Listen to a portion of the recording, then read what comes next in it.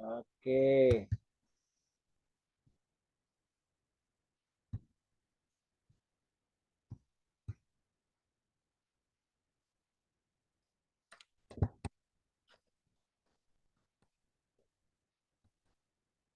Ups. Wah, kok jadi besar begini ya, Bro Doli?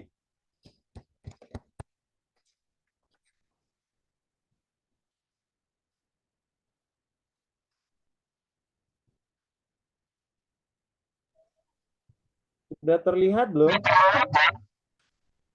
Ya, kelihatan, kelihatan. Dikecilin aja hurufnya, bro. Iya Supaya nih, kelihatan. waduh. Kenapa bisa begini nih?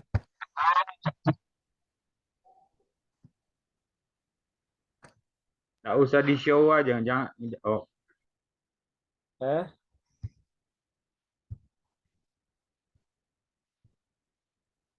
nggak mau kalau di show ya.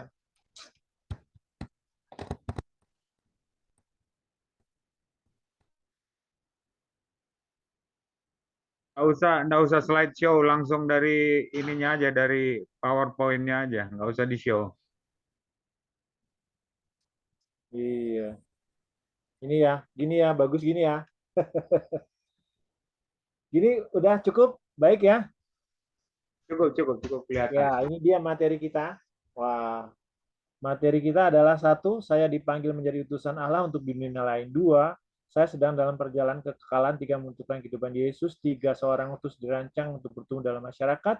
Empat, tugas seorang utusan memiliki Yesus. Ketiga, keterbukaan, iman, mati untuk diri sendiri, baptis kudus, menentukan Yesus Kristus. Oke, jadi oke. Sekali lagi tadi saya eh, memang saya harus buka materi yang lain sebenarnya di dalam pengantar ambasador. Mungkin harusnya saya harus buka materi yang lain, Kak Doli, karena di dalam penjelasan di sini tidak kelihatan ya. Ambasador adalah pelayan kemudian yang sudah dijelaskan tadi, kemudian ini uh, sudah mencakup ya. Kemudian saya coba masuk yang kedua. Oke.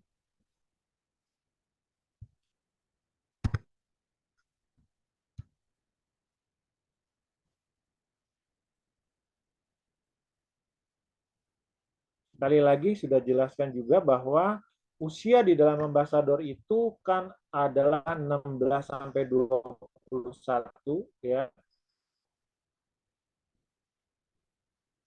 Ini berubah semua ya. Berpusat kepada Yesus Kristus, pembangunan kepemimpinan, pribadi masyarakat, kelompok dalam gaya hidup misioneri. Nah, itu kan tadi saya sudah jelaskan kembali bahwa di dalam ambasador ini lebih kepada suatu kelompok, komunitas ya. Saya memulai membangun ambasador di MT Haryono dulu berdasarkan klub, kemudian baru masuk di dalam kegiatan materinya, ya, tidak di dalam materi duluan, ya, tetapi di dalam apa pengalaman di dalam klub, gitu, ya. Kedua, ketiga, pribadi masyarakat berdasarkan misioneri, ini yang disebut dengan outreach, kemudian pengembangan karakter dan kepelatihan gaya hidup dan kejuduan ini lebih kepada bagaimana skill individual. Kita ingat bahwa ambasador ini usianya begini. Pada saat dia usia SMA, kalau SMA, maka dia akan selesai di sana. Kemudian dia akan kerja. Nah, ini yang disebut dengan kejuruan, ya, kejuruan. Kadang-kadang ada keluarga yang kemudian anaknya ini tidak melanjutkan kuliah, ya. Selesai dia SCM atau SMK, misalnya SMK perhotelan atau yang lain, kemudian dia kerja. Nah, ini sudah selesai. Nah, harus diingat bahwa usia ambasador itu adalah usia matang. Begitu dia tamat SMA, dia tidak lagi melanjutkan perkuliahan, maka dia sudah bisa berdiri sendiri. Kehilangan anggota jemaat pada saat ini kebanyakan adalah usia rentan di situ. Kenapa? Karena dia sudah punya uang, dia sudah bisa kerja, ya. Kemudian ya sudah dia terlepas dari orang tua. Bayangkan begitu usia ini berpacaran dengan orang luar, maka bukan tarik jiwa, maka jiwa tarik, ya kan? Kehilangan anggota jemaat pada usia ini akan sangat rentan, ya.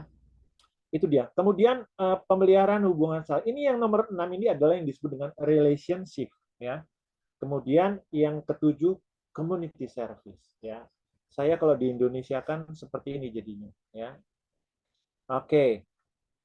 Kita masuk bagian yang pertama. Wow, ini baru mulai start yang pertama, ya. Saya dipanggil menjadi seorang duta untuk dunia lain. Tadi Anggi Silalahi kita bisa menjawab, ya. Apa sih sebenarnya materi yang akan kita baca di sini? Allah telah memanggil saya untuk menjadi utusannya. Ini aja yang penting. Apakah kita benar-benar mau, ya, digunakan Allah untuk menjadi siapa? Utusan. Ambasador itu adalah duta besar, ya. Bagaimana kita menjadi duta besar? Jadi gini, seorang duta besar di negara lain itu menjadi kuasa penuh dari negara Indonesia. Misalnya dia duta besar di mana? Di Prancis. Ya, dia menjadi perwakilan Indonesia yang ada di mana? Di Prancis. Demikian juga kita, ya. Kita sebagai ambasador Yesus Kristus menjadi apa? Perwakilan wajah dari Yesus Kristus kepada siapa? Kepada dunia luar, ya. Bayangkan seperti itu. Jadi kalau kita sebagai ambasador tidak bisa menceritakan apa sih sebenarnya Yesus itu, ya, itu kan sulit gitu, ya. Oke, itu aja yang kita lihat di situ. Nah, kita lihat di sini. Alkitab menunjukkan bahwa cara hidup ambasador di dunia sambil melalui kerajaan di surga. Alkitab menjelaskan siapa Allah kita, kemana kita akan pergi. Tepat di jantung bumi terdapat wahyu dari Yesus, hanya melalui Roh Kudus utusannya dapat memberikan pengaruh yang kekal kepada dunia sebelum jatuh ke dalam dosa. Bagaimana cara hidup kita ditulis dalam prinsip, dalam tertulis dalam pikiran kita. Jadi itu lihat dia, bagaimana kita bisa menjadikan diri kita sebagai ambasador, utusan kepada manusia, dunia ini. Oke, komitmen saya. Nah ini tadi, ya. Jadi kemudian itulah yang akan masuk di dalam apa? Jawaban Bro Ensis tadi. Kami adalah utusan Kristus, akan Allah mengasihi kami untuk perantara kami dalam Kristus, kami meminta kepadamu, berilah dirimu dinaikkan dengan Allah. 2 Korintus 5 ayat 20. Jadi dengan berdamai kepada Allah, maka kita bisa menjadi siapa? Utusan Allah. Itu sesi 1 sudah selesai, ya. 2. Ini saya harusnya dibesarkan ini. Aduh, kalau dibesarkan nggak mau ya. Ini dia. Saya memang agak gaptek sih. Bentar ya.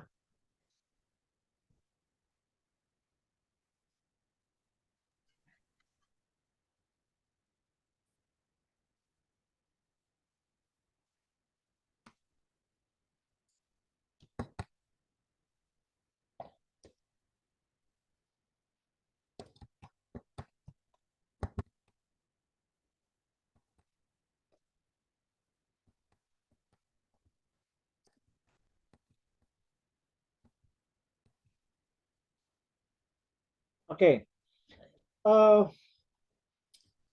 Di sini sebenarnya ada satu pemikiran yang lain bahwa di sesi 2 ini saya sedang perjalanan kekal untuk memantulkan Yesus Kristus, ya. Di dalam sesi 2 ini kita mengerti bahwa ada satu perubahan karakter di dalam seorang ambasador.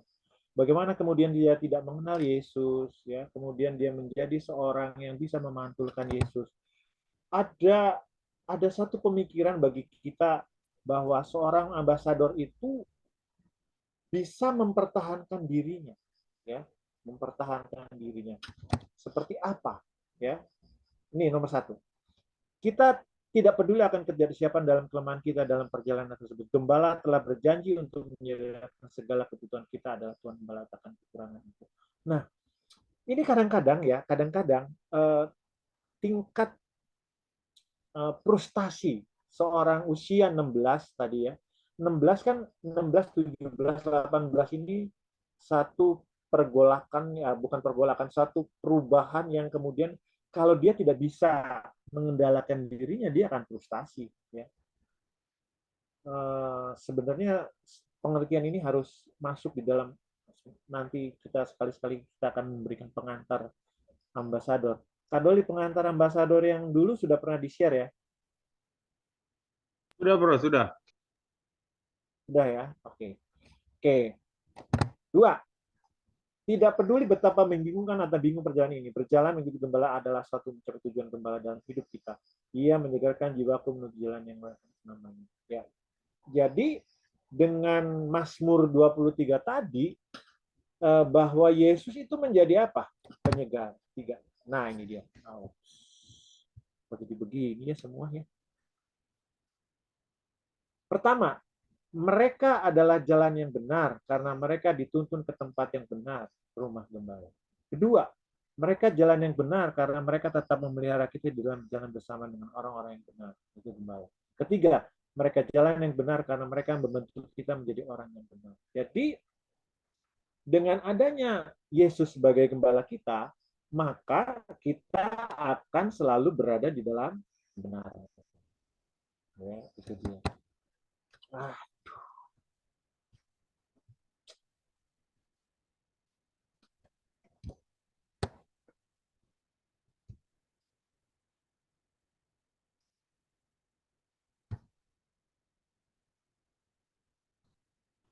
ya, di dalam Mazmur 23 di bagian 3 nih, um, kita coba kembali kepada usia ambasador ya. Usia ambasador ini kan Bro Ens nanti akan menjadi leader, akan menjadi pembina.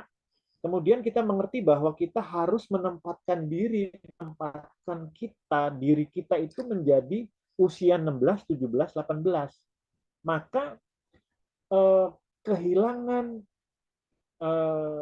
anggota jemaat merasakan bahwa saya tidak punya teman di gereja itu. Seperti itu mereka mengatakan di 16, 17 ini, dia hilang di dalam gereja, ya, sehingga di dalam perjalanan hidupnya dia seperti ketakutan.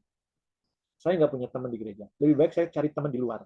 Ini yang akan menjadi sulit bagi kita untuk bagaimana kita bisa menemani mereka untuk tetap di dalam gereja, ya, seperti itu.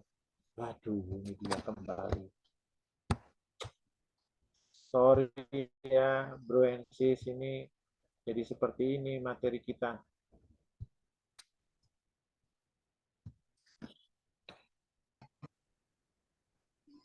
Ya, sama seperti tadi ya, bagaimana seorang gembala itu membuat kita nyaman, ya. Terus tidak peduli betapa kecilnya perjalanan kita, gembala itu akan selalu hadir, kebijakan dan kemurahan mereka itu berhidup dengan aku akan diam dalam Tuhan sepanjang masa. Lihat ya, sekali lagi. Kita kembali lagi tadi, sekali lagi, bahwa discipleship itu bukan hanya kemudian kita menjangkau keluar, tetapi ingat, ada domba kita sebagai gembala, kadang-kadang, bukan selamanya selalu, ya, ada anggota jemaat kita yang usianya muda di usia ambasador, hilang di dalam gereja. Saya nggak punya teman. Itu kan pemikiran yang kemudian kita, ini teman kamu di gereja ini banyak banget. Enggak, tetapi tidak ada sesuatu yang bisa saya bisa bercerita kepada pembina ambasador. Saya bisa mencurahkan pemikiran saya. Itu penting, ya. Tidak tidak seperti yang harus kita pikirkan semudah itu, karena mereka ya memang seperti itulah kondisinya, gitu ya. Di dalam akhirnya kita bisa dimampukan untuk apa? Jadi seorang gembala yang baik. Oke, lihat sesi kita, sesi 3. Sesi 3 kita.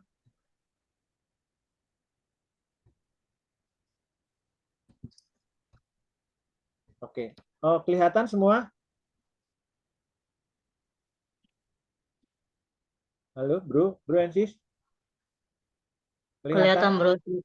Oke, Kelihatan. kelihatan ya. Oke, coba kita perhatikan ini piramidanya.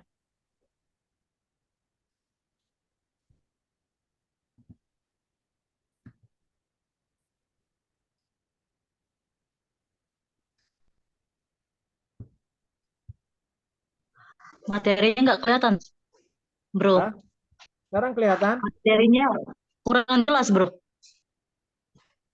Oh, saya padahal sudah pakai ini. Tidak terlihat? Bisa, tapi diperbesar dia. Mungkin kalau pakai HP memang agak Halus sekali kecil. dia, halus. Oh, ada yang pakai HP. Ya. Sorry. Diperbesar dia. Di zoom Nah, bisa. ini segini udah kelihatan? Ya, Kelihatan, kelihatan. kelihatan. Di zoom dari Kelihatan, bro. HP, bro. Di zoom dari HP itu kelihatan kok. Nah, ini udah gede ya. Baik, coba kita lihat baik-baik bagaimana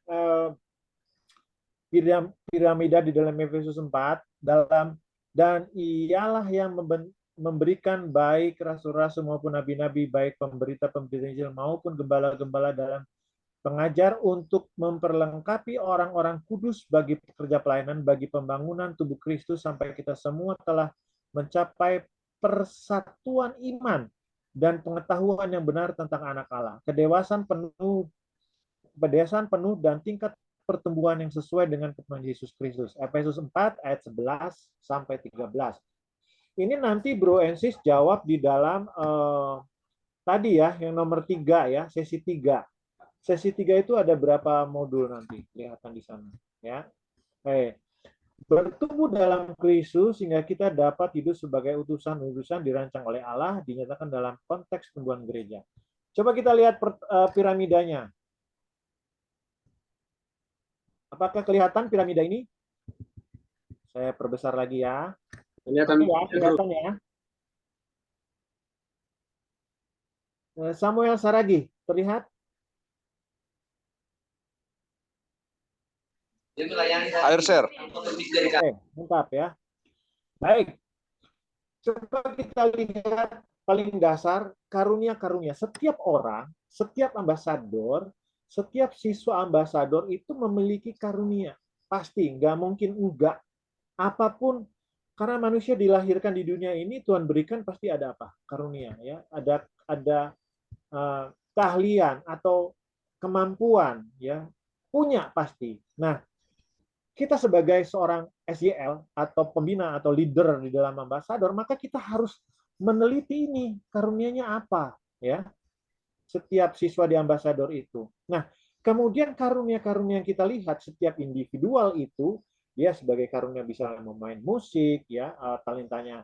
Kemudian dia karunia berdoa, karunia berkhotbah dan lain sebagainya ada. Semua manusia itu pasti ada di situ.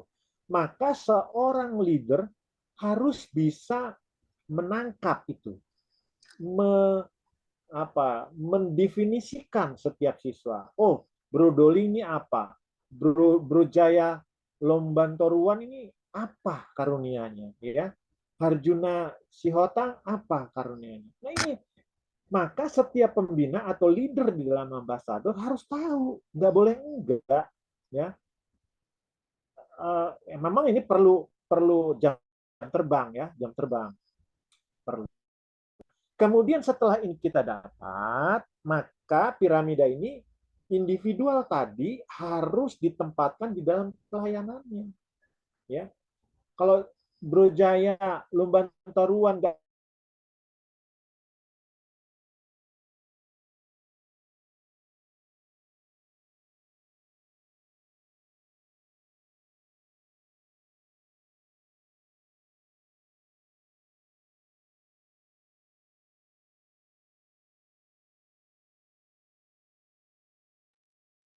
Mohon bersabar, Bro Isis, karena mungkin terganggu jaringannya Bro Victor.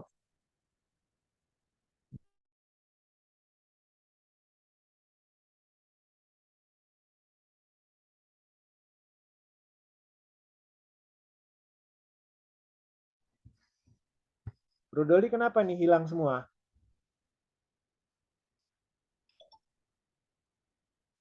Halo, malam. Malam. Malam. Tapi nggak nampak videonya. Hilang semua ya? Iya, kayak tadi ada jaringan terganggu. Oh, pantas. Screen saya sudah terlihat atau belum? Sudah keluar dari screen. Share, Screen. share lagi, bro. Siap, siap. Sebentar ya.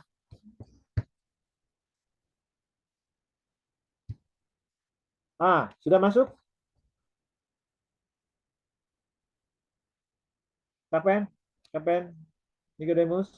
Sudah masuk screen-nya? Sudah, bro. Sudah, Oke. sudah. Baik, kita kembali ke tadi ya. Nah, setelah kita bisa mendetek atau memilah-milah karunia tadi, setiap ambasador, nah baru kita bisa masukkan di dalam pelayanan, ya pelayanan yang bikin proposal, misalnya Bro Doli mahir di proposal. Yang ini karena nanti setiap IDP, kelompok IDP, individual discipleship plan itu, maka nanti akan dipasang-pasangkan, ya, dipasang-pasangkan, kemudian di dalam IDP, maka dia di satu IDP 2 orang dalam satu kelompok, kemudian menjadi misalnya satu kelompok project 5 IDP, berarti 10 orang. Nanti kita jelaskan IDP. Next time lah, karena waktunya nggak mungkin cukup kita pada malam hari ini. Maka setiap kelompok tadi harus mulai ini di dalam pelayanan, karena dituntut. Seorang SCL menyelesaikan ambasador, saya nggak mau kalau dia tidak mempunyai project. Harus selesai projectnya. Apapun project itu. Project itu bisa mudah banget ya. Bawa buah, kemudian mengunjungi opa oma, kemudian opung, rojo hami, tujabu misalnya gitu kan. Bawalah buah gitu kan, menghibur opung, itu project ya. Project kepada orang tua kita. Nah, kelompok-kelompok IDP tadi satu pasang itu IDP ada 2 ya, 2 orang. Kemudian 5 pasang berarti 10. Dan kelompok ini membuat project. Nah, kita karunia tadi, kemudian di dalam pelayanan, di dalam project tadi, 10 orang ini menjadi 5 IDP di dalam satu kelompok, membuatlah pelayanan. Nah, di dalam pelayanan, maka dia harus, ya tidak mungkin tidak, dia mempunyai apa? Karunia di dalamnya. Nah, setelah dia bisa melayani, maka dia akan bertumbuh. Setelah dia bertumbuh, maka gereja atau klub atau dia akan apa? Bangkit, ya, lebih bagus lagi. Kemudian satu kesatuan keseluruhan, kemudian menjadi seorang yang dewasa, ya, tadi sudah selesai dari ambasador, kemudian dia menjadi senior youth, ya, atau EY, kemudian dewasa, dan kepenuhan menjadi seorang ambasador Yesus Kristus. Ini sesi 3 sebenarnya, intinya ada di sini sebenarnya ya. Oke, saya harus please speed-nya dikencangkan.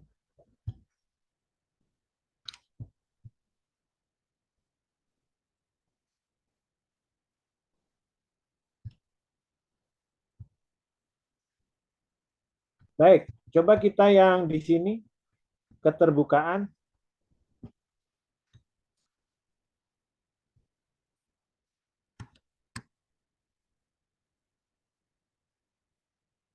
Nah, kelihatan sekarang?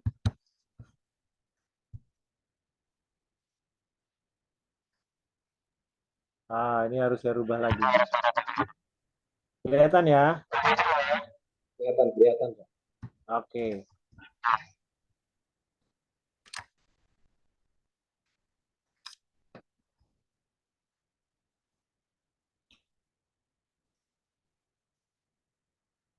Baik, kita coba mulai di sini. Para ambasador dibuat untuk memantulkan Yesus bukan hanya dengan apa yang mereka percayai, tetapi bagaimana mereka dipercayai, dan hal tersebut akan dimulai dengan keterbukaan. Nah, tadi kan saya sudah katakan ya,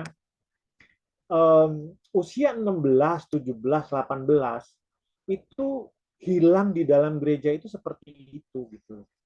Jadi KPN Nicodemus di MT Haryono sekarang memang regenerasi ya. Kapan mulai anak-anak yang remaja itu kenapa harus Kak Victor terus? Ya, adventurer DKI Jakarta pun seperti itu misalnya. Pas Tari kemarin, kenapa saya lagi? Cobalah yang muda-muda lagi naik gitu ya. Kapan Nicodemus. Jadi kadang-kadang diberikanlah kesempatan, diberikan kepercayaan, ya. Kalau tidak, maka usia 16, 17, 18 itu nggak merasakan bahwa dia memiliki gereja itu, ya. Kak Victor lagi. Terus bagaimana mungkin saya bisa bersaing dengan Kak Victor, ya? Ini menjadi titik tolak bagaimana mereka rejection. Jadi mereka lah udahlah, gua nggak usah lah gitu ya. Saya kayaknya nggak mungkin deh gitu. Tapi kalau kita tidak pernah memberikan kesempatan kepada mereka, kemudian kita bisa mempercayai mereka, ya sulit, ya. Kemudian kita tidak pernah terbuka dengan mereka, ya sulit. Kesulitan mereka ya seperti itu sebenarnya. Merasa dia tidak memiliki gereja, merasa mereka tidak tidak involved bahwa saya tidak memiliki gereja ini. Tidak memiliki gereja itu bukan berarti bahwa saya bukan anggota, bukan. Saya merasakan bahwa saya tidak di dalam program itu. Memang ada di sana dia, tetapi dia tidak merasakan bahwa dia memiliki program itu. Dia tidak memiliki program gereja itu. Nah, ini pentingnya kita tadi, saya katakan bahwa kita harus melibatkan mereka, berikan kepercayaan kepada mereka. Kita lihat di sini ya. Oke. Permulaan akan wahyu, keterbukaan. Ya, ini dia ya. Kemudian setelah kita terbuka, kita melakukan pemahaman ya. Setelah pemahaman, kemudian iman, jaminan ya, pengosongan diri kita, baptisan dengan Roh Kudus, pelayanan iman, keintiman kita sebagai Yesus, dengan Yesus Kristus. Nah, inilah aplikasinya sebenarnya bagaimana seorang ambasador itu bisa, saya tadi lebih pada aplikasinya di dalam kehidupan siswa tadi kita ya, sehingga kita merasakan bahwa mereka tidak hilang di dalam ya, itu dia. Oke, itu inti dari kita di sesi 5.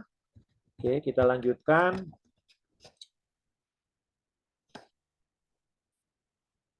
Oke, tadi sudah ya, menyadari keterbukaan. Oke, kita coba lihat apa sih menyadari keterbukaan. Ini secara rohaninya yang tadi saya pantulkan, saya jabarkan adalah secara apa? Secara individual kepada masing-masing kita. Dosa, kepahitan diampuni, kebencian, kesombongan lainnya. Emosi, luka, kebenaran dalam lain, jasmani, penyakit stres, pengelolaan dan lainnya. Jiwa kaku, sinis, mengutuk, mengunjungi orang lain. Oke, doa. Sesi 6, 5. Bagaimana sesi 6? Coba kita lihat. Saya harus besarkan.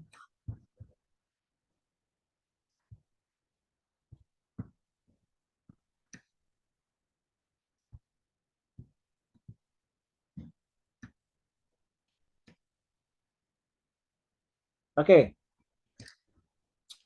Pada saat Allah memberikan pengertian kepada kita, itu adalah sebuah panggilan kepada kita untuk percaya akan firman-Nya. Coba kita lihat beberapa pemikiran secara dunia ya. Jika Anda percaya akan hal yang Anda senangi dalam Injil dan menolak apa yang tidak Anda senangi, maka akan Anda bukanlah percaya Injil, melainkan diri Anda sendiri. Ya, Augustine of Hippo, ya itu ya, zaman dahulu kala, tahun 354-430 ya. Manusia lebih suka percaya akan hal-hal yang dia sukai menjadi kebenaran. Francis Bacon, ya. Kemudian sangatlah sulit untuk percaya karena sangat sulit untuk menurut. Nah, ini dia. Kemudian seorang manusia yang memiliki iman tidak hanya bersikap untuk martir, tetapi juga diperolok-olok. Wah, ini juga ya, bagaimana iman ya. Janganlah takut untuk mengambil langkah besar apabila ditujukan. Anda tidak akan dapat menyeberangi jurang dengan 2 lompatan kecil. Wah, itu dia. Iman dan kepemikiran bersama, kepercayaan tidak mungkin terjadi tanpa berpikir. Nah, secara dunia seperti itu, ya. Oke. Eh, Eben Siburian, bro, apa pengertian iman yang bro ketahui?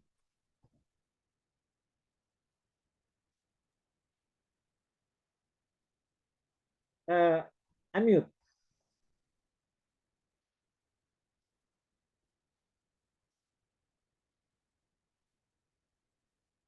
Ya bro, silakan. Ah, masih nggak kedengar suaranya. Kenapa ya?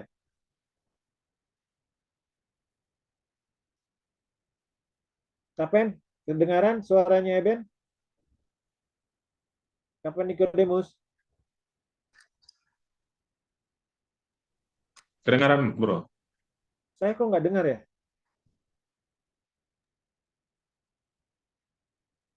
Tapi agak kecil ya.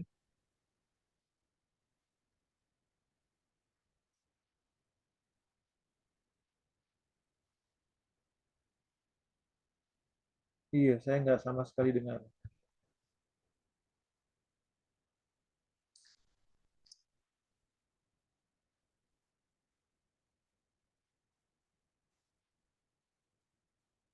Eikel, Agung Ngeturaha.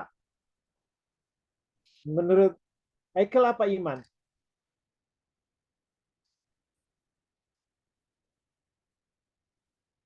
Eikel,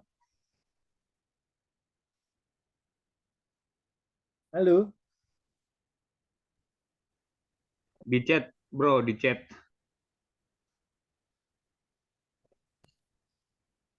Oh, saya ada kendala juga ya.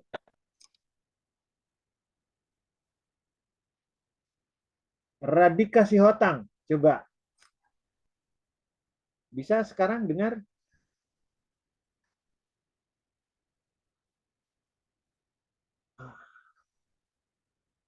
Kenapa ya? Interaksi saya nggak bisa ya, Kado. Ini kedengaran kok. Tapi kok saya nggak bisa dengar mereka ya? Karena mereka belum menjawab. Oh, Memang nggak Radika ada suara Sihotang. mereka. Iya, Radika Sihotang bisa. Apa yang dimaksud dengan iman?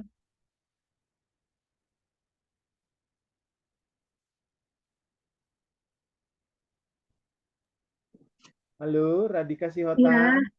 ya Ya, bro. apa yang dimaksud dengan iman?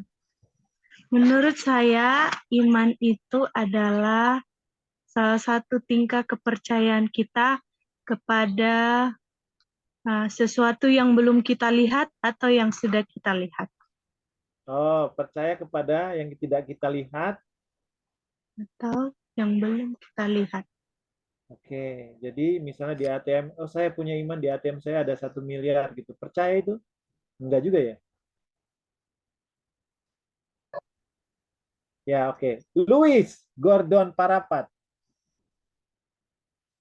Iman apa, Luis?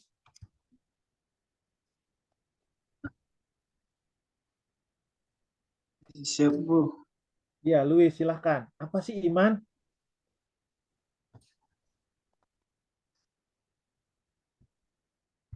Kok nggak kedengaran ya? Iman sesuatu daripada sesuatu. Halo, Ya, halo. oke lah. Oke, terima kasih. Pernahkah Anda berdoa untuk perubahan, tetapi tidak mengalami perubahan? Jika demikian, apa yang harus kita lakukan dengan kekurangan kuasa? Inilah sebuah janji Allah yang menolong Anda. Oke, saya pengen banget nih berubah gitu ya. Dengan tekun saya akan berubah, berubah, saya akan berubah, saya akan berubah. Tapi tidak berubah juga gitu ya. Kadang-kadang kita mengalami kendala seperti itu. Ya. Oke, kita coba lanjut lagi. 7. Kematian diri. Ya, kematian diri, mengetahui identitas saya dalam Yesus. Saya akan memberikan semua kepadanya. Oke.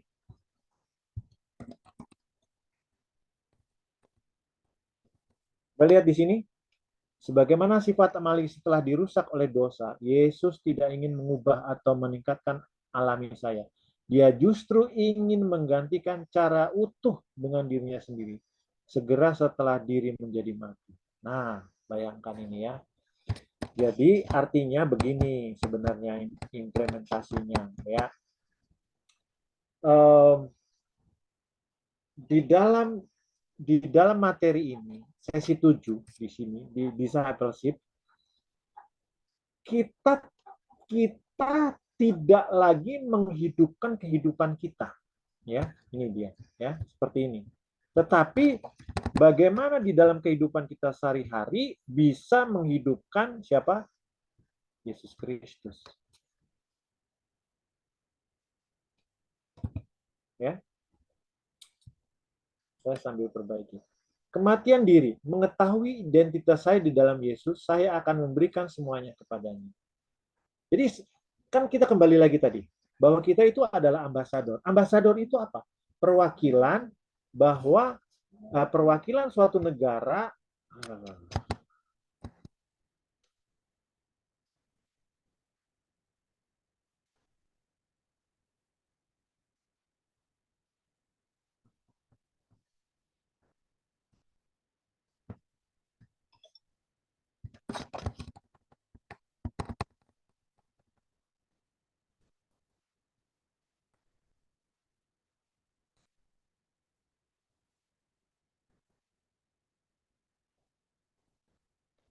apa jadi hilang ya?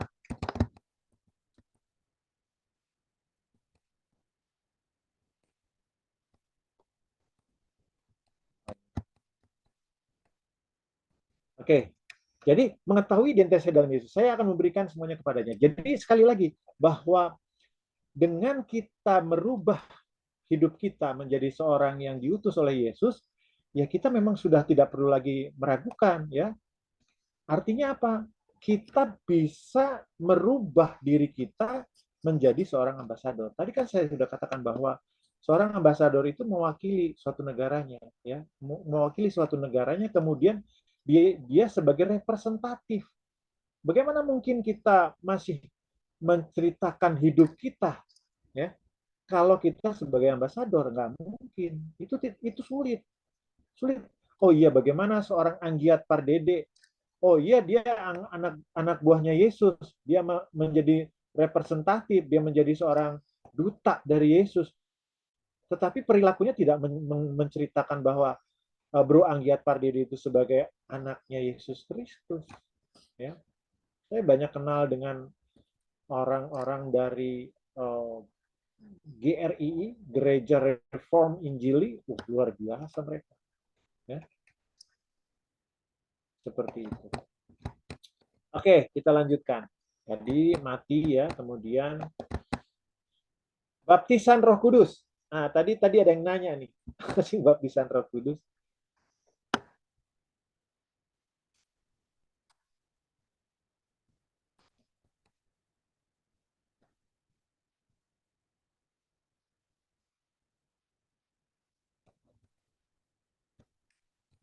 Allah mempunyai kuasa untuk mengubah hidup kita, tetapi hal yang tidak berarti kita akan berubah. Tahukah mengapa? Allah mempunyai kuasa untuk mengubah hidup kita, tetapi hal itu tidak berarti bahwa kita akan berubah.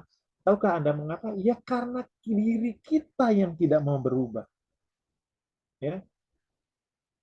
Allah mempunyai kuasa, tapi kan kita ada apa yang disebut dengan kuasa memilih. Kalau kita tidak mau berubah, bagaimana? Kalau kita tidak mau menjadi duta Yesus, bagaimana? Sulit gitu ya.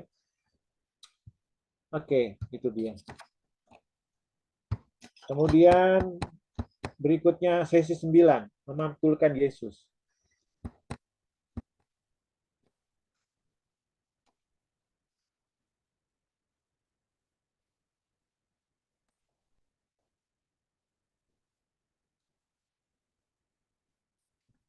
Oke, ini penting sekali. Pelayanan yang aktif akan selalu memiliki hubungan dengan Yesus. Yesus berkata, Yesus adalah pokok anggur yang pada saat kita tinggal di dalamnya, darahnya, karakter Yesus pun akan mengalir darinya di dalam diri kita. Kemudian kita otomatis akan berubah karena sifat, karakter, dan kehidupan rohnya pada kita. Ya, tetapi kita harus selalu tinggal di dalam Dia, karena pada saat kita berubah diri kita, maka kita gambar rupa Allah, kita akan hilang pada saat terjadi, maka kita akan mengenal oleh godaan hidupnya Kristen. Ya. Ini lebih kepada bagaimana kehidupan ambasador itu selalu apa? Tune in. Nah, kalau dia ngomongnya seperti gitu ya. Tune in.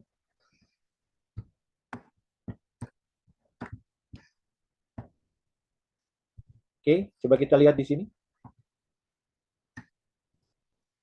Proses perubahan. Ini lebih simpelnya secara individual ya, tidak supaya tidak rumit di dalam pemikirannya. Coba kita lihat permulaan akan wahyu, ya, keterbukaan kita. Kalau kita tidak terbuka, ya, kemudian kita tidak memahami, kita tidak mempunyai pemahaman yang baik, maka tidak akan apa? Tidak ada akan iman, tidak ada akan terbit iman itu. Kalau kita keterbuka, bagaimana kita terbuka? Ya kita harus bisa menerima, merespon, menyerap, ya. Kalau kita tidak merespon, tidak menyerap, tidak menerima, tidak terbuka, ya mana bisa kita mulai ada pemahaman. Setelah ada pemahaman, maka timbullah apa? Iman. Setelah ada iman, maka adalah jaminan. Setelah ada jaminan, maka kita bisa mengosongkan diri kita, merefleksikan Yesus Kristus. Ya. Kemudian, nah inilah yang saya sebenarnya kalau mau menjelaskan ini agak deg-degan juga karena di sini mungkin banyak pendeta ya. Ya, kemudian disitulah yang disebut dengan baptisan dengan Roh Kudus, ya. Dan kemudian kita melakukan pelayanan dengan iman, keintiman kepada Yesus Kristus, itu menceritakan bagaimana proses perubahan di dalam hidup kita. Menjadi hidup, menjadi seorang duta Yesus Kristus sebagai ambasador Yesus. Ya, itu dia.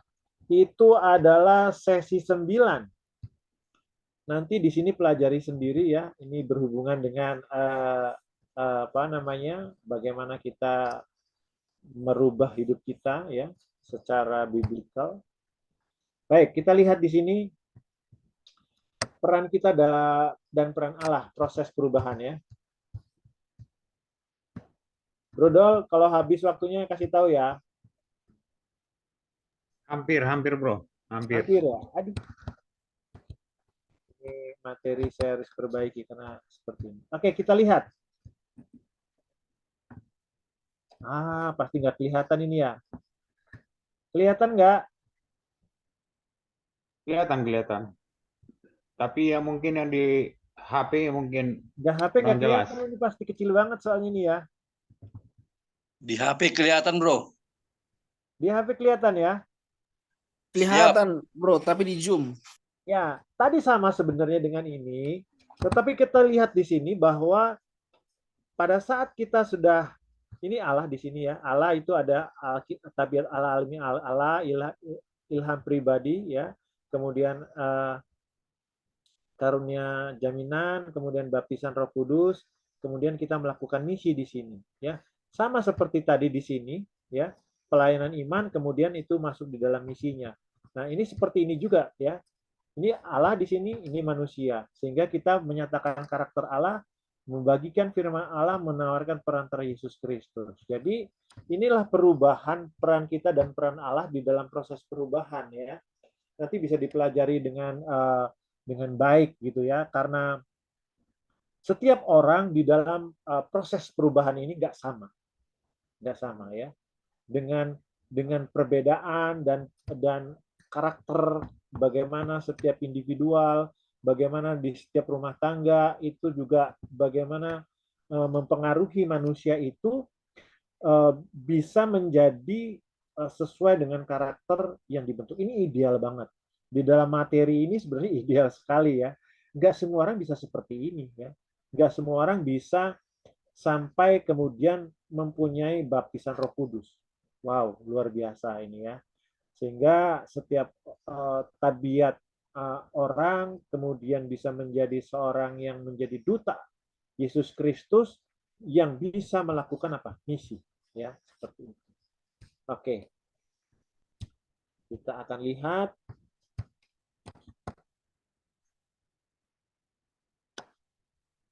Bagaimana kalau prosesnya berhenti?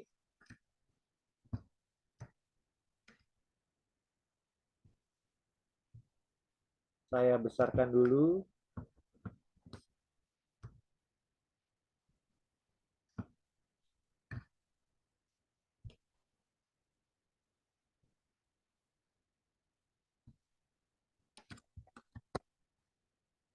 Proses perubahan yang akan terjadi pada saat proses berhenti. Oke, kita coba lihat, besarkan.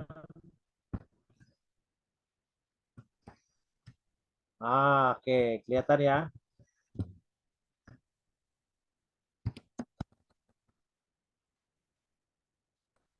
Baik, di sini Allah, di sini manusia. Lihat di sini, permulaan wahyu, karunia, pengertian bikin. Kita lihat di sini, tertutup kematian pemikiran dunia kekerasan. Ya. Kemudian kurangnya iman, kurangnya percaya, tekanan, keraguan, pemikiran negatif, ketakutan. Ini. Kemudian setelah bagaimana Allah memberikan jaminan, karunia jaminan itu, maka kepercayaan diri timbul. Ya, setelah percaya timbul, kemudian kita lihat di sini, menggunakan kekuatan manusia untuk kegiatan pencapaian misi tanpa dampak kekerasan, legalisme, kecokakan dan sebagainya. Secara manusia, maka manusia itu akan menggunakan ini, ya. Nah, harusnya kalau kita sudah dibaptiskan dengan Roh Kudus, maka kita bisa melakukan misi itu sendiri. Ya, seperti itu. Baik, kita lihat yang berikutnya.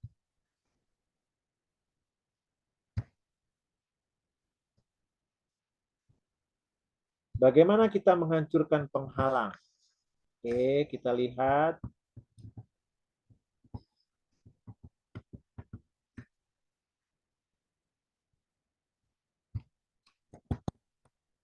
Kelihatan ya, besar ya. Sama di atas tadi ya, permulaan wahyu. Coba kita lihat di sini. Ada tertutup, terbuka, kurang iman, penuh iman, percaya diri, kosong, misi. Ya. Nah, lihat, kalau kita terbuka, maka orang lain bersahabat dengan orang lain, pengaruh ilahi. Nah, kalau kita terbuka, maka karunia pengertian itu akan kita dapatkan. Kemudian penuh dengan iman, ya. Kemudian kita mendapatkan karunia jaminan, kemudian kita bisa mengosongkan diri, baptisan Roh Kudus, kemudian kita bisa melakukan misi. Nah, seperti itulah grafiknya kira-kira ya. Oke, kita selesai. Kira-kira secara speednya kencang sekali. Bro Doli, kira-kira seperti itu di dalam materi kali ini. Saya harus lompat-lompat, yang kemudian kita mendapatkan gambaran kembali kepada yang tadi. Ini dia.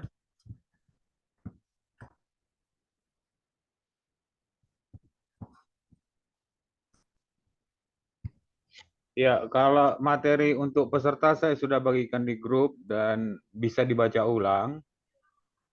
Saya pikir Bro Victor memberikan pengarahan bagaimana kita cara mempelajarinya. Saya pikir demikian. Ya. Dan kita tentunya pasti sudah banyak mendengar ataupun membaca hal-hal seperti ini. Ini hanya saya percaya bahwa ini hanyalah sebagai refreshing bagi kita semua. Tetapi harus dikerjakan dengan sungguh-sungguh. Ya. Oke.